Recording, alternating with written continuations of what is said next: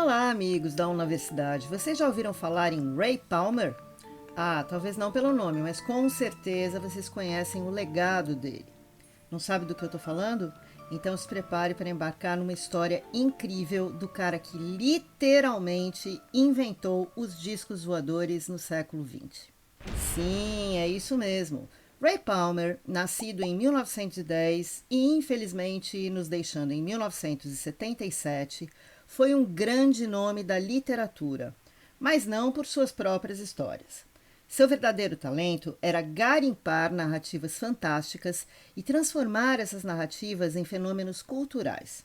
Ah, e ele tinha um gosto especial pelas bizarrices, vamos dizer assim. Nos anos 30, Palmer se refugiou na ficção científica, depois de um acidente que o deixou com uma séria lesão na coluna. Quem diria que essa imersão no universo da ficção iria mudar a história da literatura e, por que não dizer, a história do mundo? Ele mesmo conta a sua história. Abre aspas. O ano era 1936 e eu estava lendo alguns dos grandes escritores de ficção científica da época, Ray Bradbury, Isaac Asimov, Clarke, Stugel e até George Orwell. Comecei a escrever minhas próprias histórias e fiquei fascinado por esses contos do futuro. Eu também estava profundamente imerso em uma série de livros de ficção científica de um homem chamado Edgar Rice Burroughs. A série Tarzan, escrita entre 1912 e 1914, foi uma grande influência para mim. Eu havia caído em seu feitiço aos 8 anos de idade, quando meus pais compraram o primeiro livro de uma série de 12. Mas estávamos na década de 30. Eu li esses livros quando criança, mas não os entendia de fato. Eles eram repletos de criaturas estranhas e exóticas. Até que um dia me deparei com a história The Moon Maid, do Burroughs, e isso mudou tudo. A história é sobre uma jovem que se vê transportada para outro planeta, onde encontra uma raça de pessoas primitivas. Depois de ajudá-los a combater essas forças malignas de um lagarto gigante, ela recebe um presente especial que lhe permite retornar à Terra. Percebi que esse era o dom que eu mesmo estava querendo ter, a capacidade de voar. E assim, com a história dele, meu próprio romance era sobre uma garota que descobre esse poder e o usa para transformar em seu próprio planeta. Quando terminei o livro, tive uma imensa sensação de satisfação. Eu sabia que esse era o meu chamado. Fecha aspas. Foi em 1938 que Palmer começou a mexer com as engrenagens do insólito. Nessa época, ele se tornou editor da revista Amazing Stories. O que ele fez? Bom, ele decidiu adicionar uma pitada de realidade, ou melhor, pseudo-realidade, à revista. E foi aí que o mundo conheceu a raça maléfica dos Derus, que vivem no centro da Terra, graças a uma história de um sujeito chamado Richard Shaver.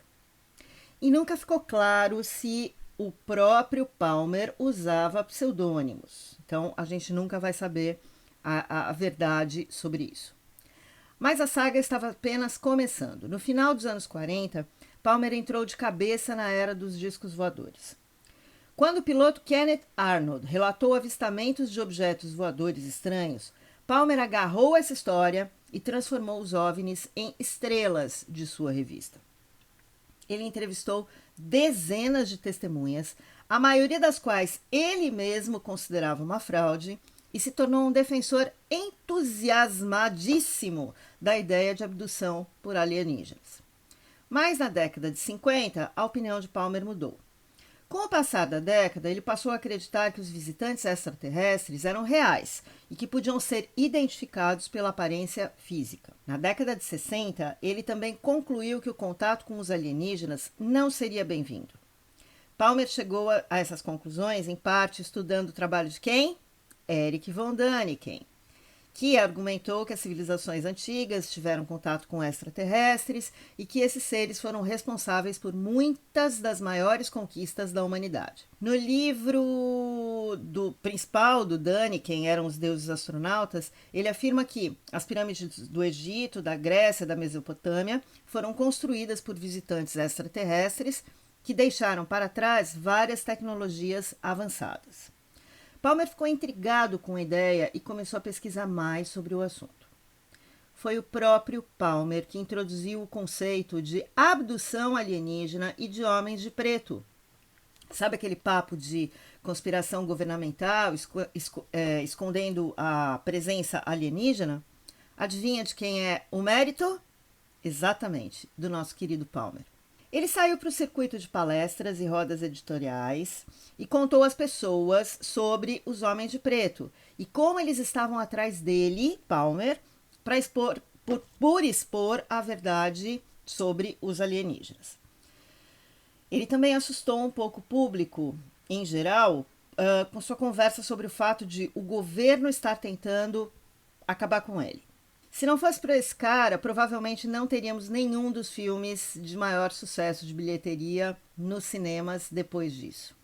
Em 1948, Palmer e Kurtz fundaram a revista Fate, que abordava métodos de adivinhação, eventos apocalípticos, crenças na sobrevivência da personalidade após a morte, sonhos preditivos, relatos de fantasma, telepatia mental, arqueologia, avistamentos de discos voadores, criptozoologia, medicina alternativa, avisos de morte e outros tópicos paranormais, muitos deles que eram contribuições dos próprios leitores.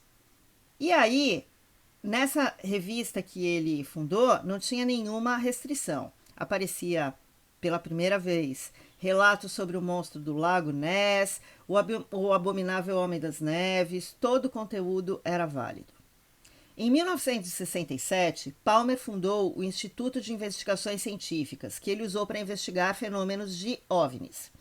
O instituto que ele dirigia de sua casa na Califórnia era uma organização educacional sem fins lucrativos. Também funcionava como um centro de informação sobre OVNIs. Ele publicou ainda mais 2 revistas, Flying Saucers, Discos Voadores, e Earth Satellite, Satélite Terrestre, e também iniciou uma investigação sobre a existência de artefatos alienígenas. No início da década de 70, ele começou a acreditar que havia descoberto alguns desses artefatos e levou esses artefatos para o tal do Instituto de Investigação Científica.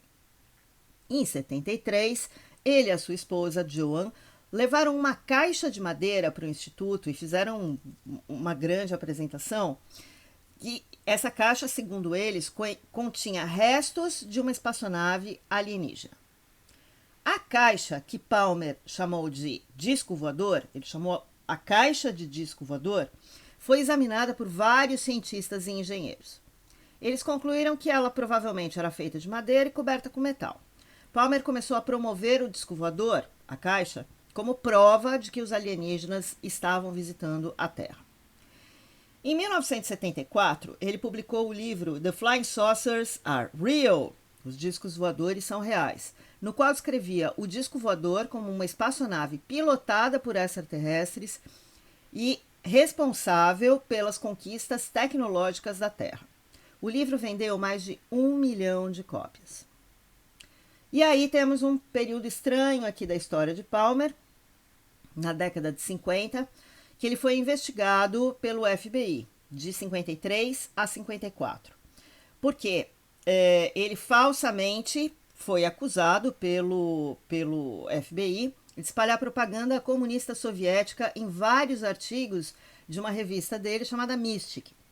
Agentes especiais do FBI em Chicago entrevistaram Palmer depois que ele publicou uma história chamada Venusianos Caminham em Nossas Ruas, cujo autor era Frank M. West, que a gente também não sabe se é um pseudônimo. A história afirmava que os laboratórios do FBI estavam pesquisando um misterioso metal vindo de Vênus. O FBI fez uma busca nos registros e descobriu que os seus laboratórios nunca receberam um metal desse, muito menos vindo de Vênus, e que nenhuma pesquisa desse tipo estava sendo feita. E aí, quando confrontado com esta falsidade, Palmer alegou que não pegou referência do FBI e o metal misterioso na edição final e pediu desculpas pelo erro, se ofereceu para publicar uma retratação. Palmer disse aos agentes especiais que a revista recebia cerca de 50 cartas por semana sobre avistamentos de discos voadores e que ele apenas encaminhava as mais plausíveis para o escritório da agência de inteligência, a CIA, em Chicago. O FBI divulgou o arquivo do Palmer em 22 de junho de 2018 sob a Lei da Liberdade da Informação. Então, esse arquivo está disponível para você procurar. Infelizmente, Palmer não viveu para ver a era de ouro da paranoia chique que surgiu com a série Arquivo X e a expansão da internet. Mas o cara deixou um legado e tanto, concorda? Ele criou um mundo tão completo que parece incrivelmente real. E é aí que você se dá conta.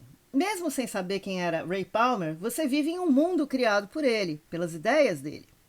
Pense no tanto de coisas indiscutivelmente escritas e criadas por ele, que são praticamente aceitáveis e comuns em qualquer roda de conversa dentro do nosso pensamento contemporâneo.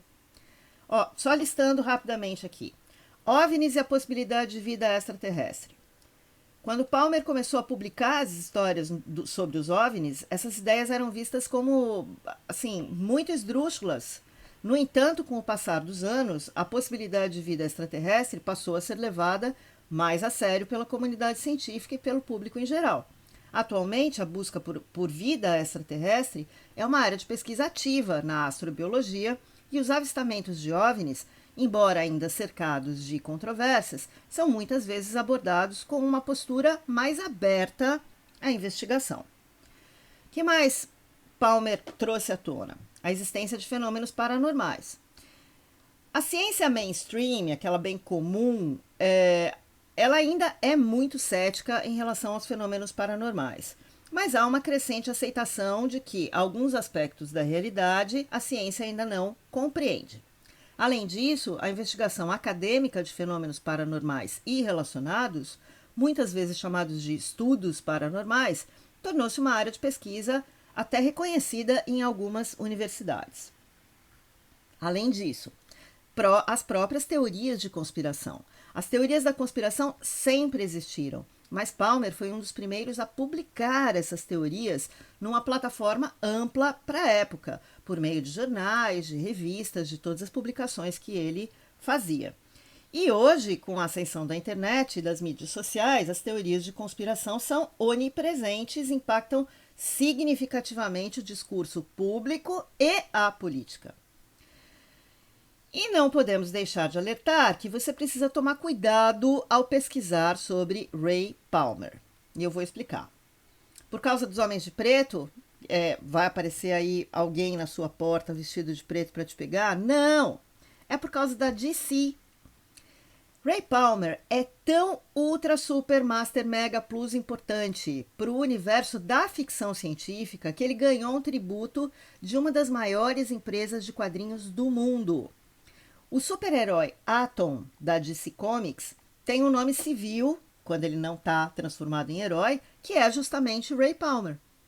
Então, para ajudar na confusão entre verdade e realidade, é quase certo que se você der um Google em Ray Palmer, você vai ler a biografia do personagem da DC e não do escritor. E sim, existem milhões de páginas na internet com biografias de personagens. Coitados dos nossos bisnetos, né? Eita, que confusão. Confusão dentro de confusão. Talvez com propósitos escusos de não nos levar à verdade? Bom, a gente acabou de criar mais uma conspiração. Então, da próxima vez que você se pegar olhando para o céu, esperando um disco voador passar, lembre-se do nome Ray Palmer, porque, de uma maneira muito estranha, esse sujeito ajudou a moldar a forma como vemos o mundo, o universo e tudo mais. Mas nosso objetivo nessa série, Conspirações que Moldaram Sua Cabeça, não é a de desmentir pura e simplesmente as teorias e histórias. O que nós pretendemos é fazer você refletir sobre como a realidade é construída, fazer você chegar aos interesses por trás dessas histórias e levar você a refletir com a sua essência sobre as informações. Ao longo dos episódios, nós faremos paradas estratégicas para ligar os fatos e no final, bom, No final, a conclusão, claro, será sua, mas você terá material suficiente para submeter a sua essência e separar joio de trigo. E por hoje é só, pessoal. Não se esqueçam de curtir, compartilhar e assinar o canal e ficar ligado, porque a gente vai voltar com mais histórias incríveis.